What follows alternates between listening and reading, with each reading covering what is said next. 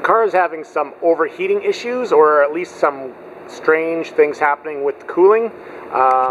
You'll notice that the motor is higher up than the radiator, which is at the back. So what's happening is there's getting air pockets in the head, like the top of the head. So what I did was I put this in here. This is normally where the cooling hose, or the hose, goes to the heater core in the car. So what I've done is I put a little valve in there, or and so when the car's running, I open this up and it lets it vent out, like the gases vent out, and then I close it. And each time I've run the car, the cooling has gotten better and better. Like when I first started running the car, it would overheat pretty quickly, and then what would happen is it would overheat if it was idling, but then it would cool off if I revved the engine up and kept the RPM up. And of course I can't keep running it that way, so what I'm doing is simulating what the factory did, and I got myself a surge tank here.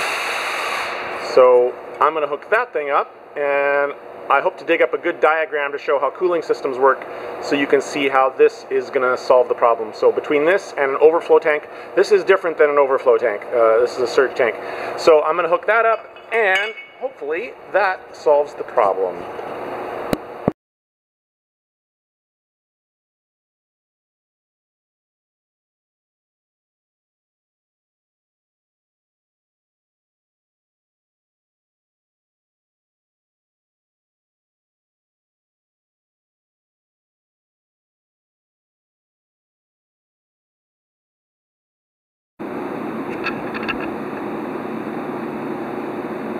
Okay, so I installed the surge tank, the coolant surge tank here.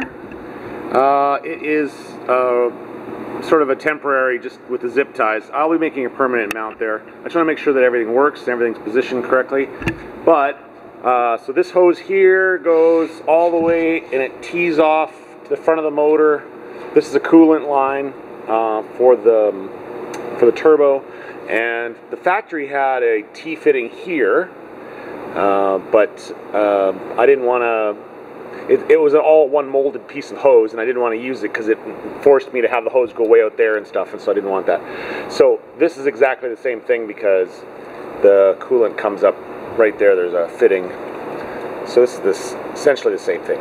So it goes to there, and then this big hose here goes into there, and that's the thermostat housing, and got a T-fitting there, and that T goes into the oil cooler, and then another one comes out of the oil cooler, and this is the other, this is the other T-fitting. So I've simulated the factory surge tank and coolant lines, so it should have no problem with air pockets in the motor.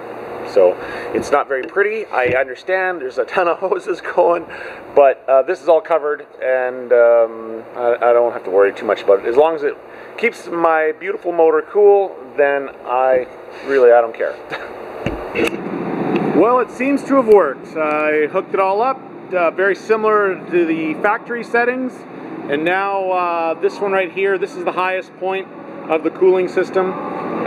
Steam comes through here, runs along, goes into this, that burps out the air, and then this here is drawn back into the coolant, and it seems to be working really good.